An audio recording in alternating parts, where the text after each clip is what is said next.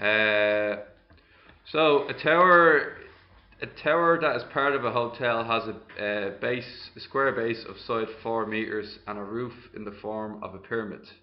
The owner plans to cover the roof with copper. To find the amount of copper needed, they need to know the total area of the roof. The surveyor stands 10 meters away from. So he stands 10 meters away, and they need to know the area of the roof.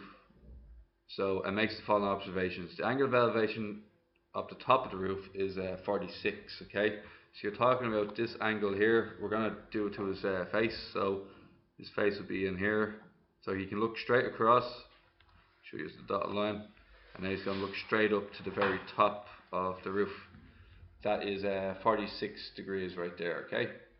Now, the angle of elevation for the closest point of the bottom of the roof is 42. So when he looks at this one here, that's 42. So this little angle in here is 4 degrees. The angle of depression of the closest point at the bottom of the tower is 9 degrees. Okay, so what we're saying is there is that I don't even know what he gave you that. There to there is 9 degrees, right?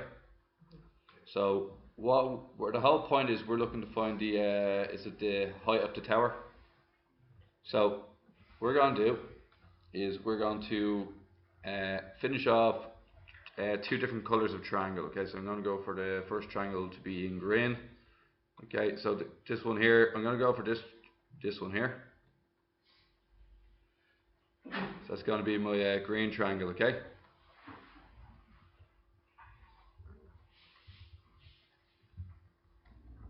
Okay, now once that's done, that's the green triangle, and then so the green triangle consists of a height. We'll call this length. We'll call this here the height, or we'll call this x. Okay, I'm going to call this full part then y. Do you understand? From the very top to the very bottom, we'll call that y. We're going to call that y. Then, what else do we need here? I can say, is that going to be 12, is it? 12, yeah. It's going to be 12, isn't it? Because it's, it's halfway into the side, so it's going to be 12 here. And that angle here is going to be 46, yeah? So I think I have enough info to get y straight out. Okay, so tan 46 equals y over 12. Y equals 12 tan 46. What's 12 tan 46? Anybody? 12.426. 12.426. Okay. Now, what I'm going to do next is I'm going to work off my red triangle, which I'll now show you in red. The red triangle is this one here. Now you notice that it's only going to the front of the building, right? But the thing is, the front of the building, this point to this point, is the same distance as this point to this point here. Okay, so what I can do there is I can say that my red triangle, which is here, is going to be 42 degrees. It's 10 meters from here to here, and then there's going to be the height we don't know yet. Well, but I have enough information, don't I? 12.4616. And just leave it alone for a second, right? Just give it a letter M. Okay, tan 42 equals M over 10. M equals 10 tan 42. What's 10 tan 42? 9.0. Now, 9.004 is from here to here, the blue part, yeah?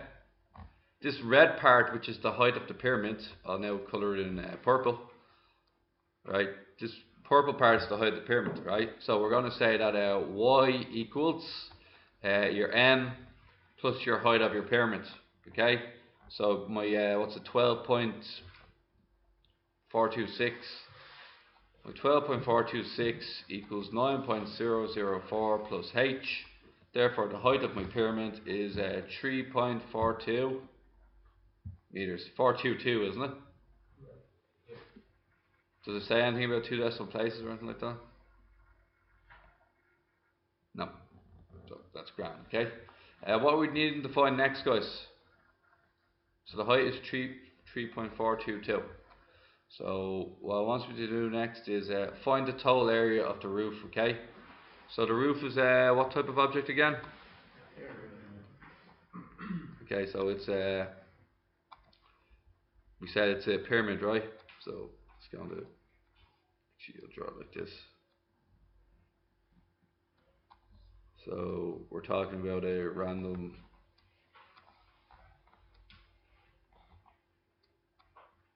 there you go, there's our pyramid there, okay? So we know that these are 4 meters long here to here. We know dead center. Now, do you know if I was to draw the diagonals, I'll get rid of them in a second. See those 2 diagonals? That's dead center, directly underneath the peak of the pyramid. Okay, so just get rid of that for 1 second. Now, what I'm going to do next is have to find the area of the roof. I need to find one of these slant edges here, don't I? Okay, so any idea how to go about finding a slant edge? Yeah, that's what I would have done.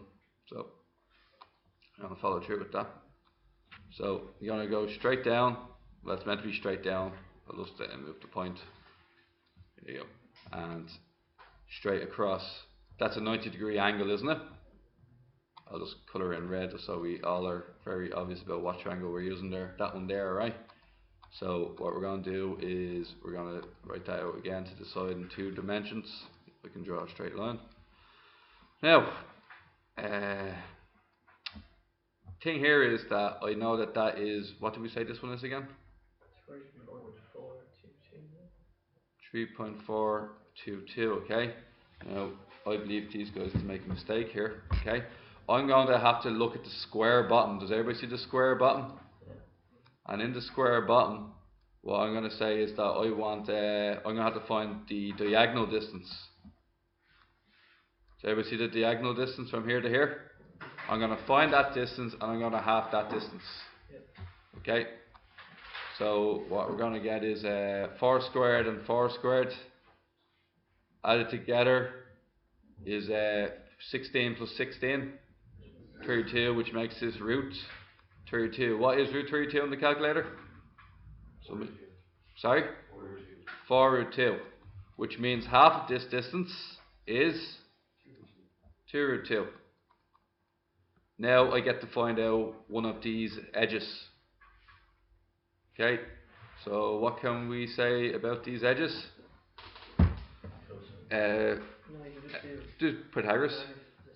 So will somebody find me what we'll call n, okay? N squared equals 3.422 squared plus 2 root 2 to be squared. N squared equals, what was it?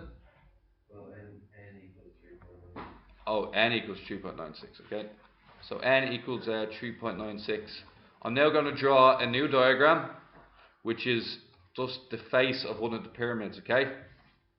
Triangular face has 4 here, and it has 3.96 either side, is that right?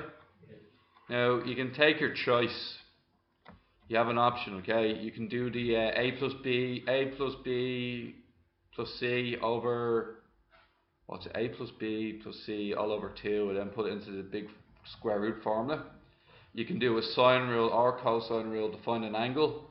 Upon finding the angle, you can use a half AB sine c. The way I'd be inclined to do it is like this. I'd do a half base by height. And what I'm going to do is going to half this triangle into 2 and 3.96. I'm going to do Pythagoras' theorem again to find out what the height is. So what's the height? You already did that for me, right? Okay, so 3.422. No, not the old height. See the height you're giving me there, Connor? You're giving me this blue height here. Yeah? I want this red height here. The height of the face.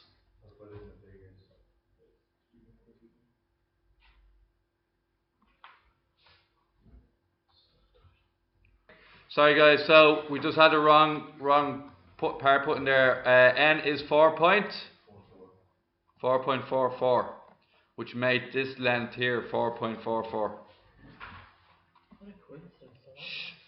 Okay, now what happens next is this here is 4.44. Now we're going to do Pythagoras' theorem again to find this red line here. Okay, so somebody do that quickly. So 4.44 squared minus 2 squared, square root the answer, and what you get?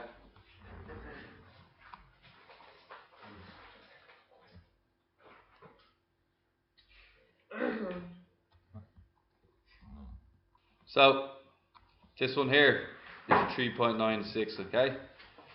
So 3.96 is here. So now it's a half base by height. So a half 4 times 3.96. Anybody know what that is?